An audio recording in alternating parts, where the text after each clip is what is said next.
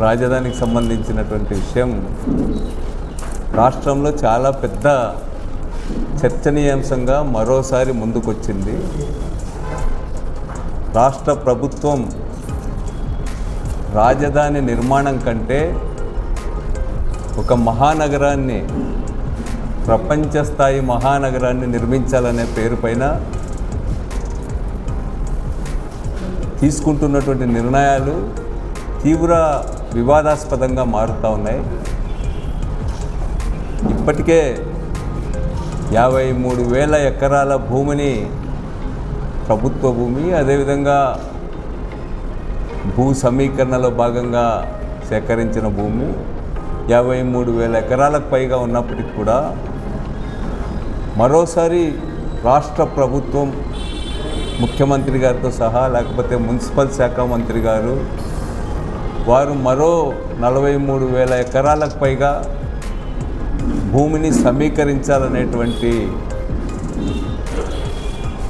నిర్ణయాలతో ముందుకు పోతూ ఉన్నారు. దీనిపైన ఇప్పటికే భూమిని భూసేకరణ కింద ఇచ్చినటువంటి 29,000 మంది రైతులు, అదేవిధంగా గత ప్రభుత్వం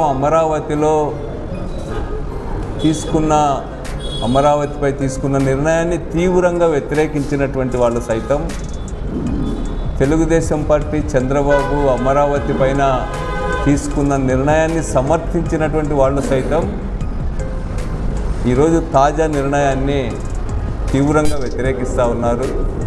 మనమంతా చూసాం, చనిపోయే వరకు టీడీపీలోనే ఉంటామని చెప్పే వడ్డే శోభనాద్రీశ్వరరావు లాంటి మేధావులు కానీ ఇంకా అనేక మంది ఇది సరైనటువంటిది కాదు అనేటువంటిది విమర్శిస్తూ ఉన్నారు చంద్రబాబు నిర్ణయాన్ని. ఈరోజు రాష్ట్రంలో ఏం జరుగుతూ ఉంది, ఒక మహా అద్భుతాన్ని ఆవిష్కరించబోతున్నామని చెప్పి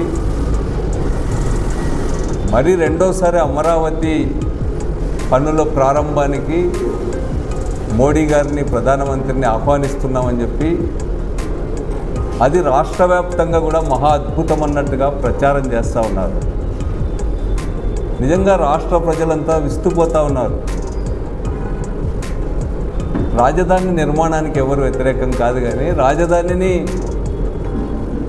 దాదాపు 1,00,000 ఎకరాల భూమిని సేకరించి 1,00,000 కోట్లతో నిర్మించాలనేటువంటి ఆలోచనను తీవ్రంగా వ్యతిరేకిస్తున్నారు.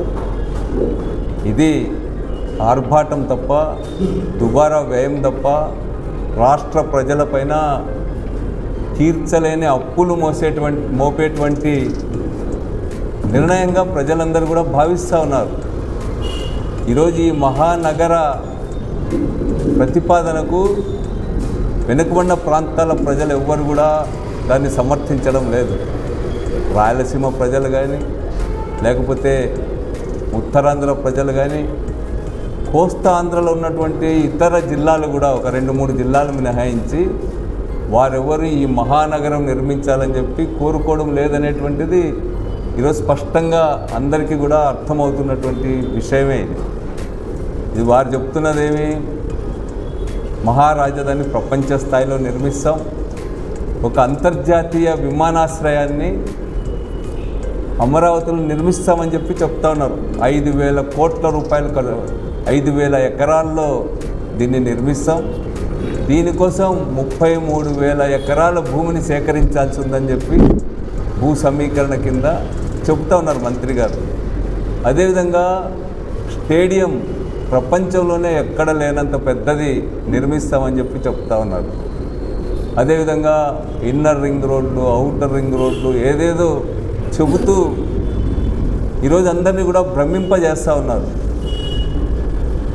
వాస్తవం ఏమంటే అన్ని చోట్ల కూడా నగర శివార్లలో కొత్త విమానాశ్రయాలు కట్టుకుంటూ ఉన్నారు. కానీ వీరేమో అమరావతి మధ్యలో వచ్చి 5,000 ఎకరాల సమీకరించి మేము విమానాశ్రయం కడతామంటున్నారు. ఈరోజు అందరు చెప్తున్నది ఏమంటే దేశంలో టాప్ 10 విమానాశ్రయాలు ఎక్కడ కూడా 5,000 ఎకరాల్లో మించి లేవు. హైదరాబాద్ నంబర్ 1గా ఉంది. హైదరాబాద్ అంతా 5,500 ఎకరాలు అయితే ఢిల్లీ నంబర్ 2గా ఉంటే అదంతా 5,100 ఎకరాల్లో ఉంది. ఈరోజు 2 కోట్ల మంది ప్రయాణికుల రాకపోకలతో ఉన్నటువంటి చెన్నై విమానాశ్రయం కేవలం 13,000-1400 ఎకరాల్లోనే ఉంది. సంవత్సరానికి 20 లక్షల మంది కూడా ప్రయాణికులు రాకపోకలు సాగించినటువంటి గన్నవరం విమానాశ్రయం ఈరోజు 2,500 ఎకరాలు ఉంది దానికి. అంటే మన దేశంలో ఉంటున్నటువంటి టాప్ 10 విమానాశ్రయాల్లో 4వ పెద్ద విమానాశ్రయంగా ఈరోజు గన్నవరం ఉంది. మరి అమరావతికి గన్నవరం ఎంత దూరం ఉంది? అట్లాంటి గన్నవరంలోనే ఎయిర్పోర్ట్ మరింత అభివృద్ధి చేయడానికి అవకాశం ఉంది. అక్కడ అంతా కలిసిన సంవత్సరానికి 20 లక్షల మంది కూడా ప్రయాణించడం లేదు. వైజాగ్ నుంచి విజయవాడకు రావాలంటేనే మేము హైదరాబాద్ పోయి విజయవాడకు రావాల్సి వస్తూ ఉంది అని చెప్తున్నారు. ఈయనెవరు మినిస్టర్ గారు గంటా శ్రీనివాసరావు లాంటి వాళ్ళే. అది అనుభవం, వాస్తవం కూడా అది. అట్లాంటప్పుడు అక్కడ విమానాశ్రయం నిర్మించి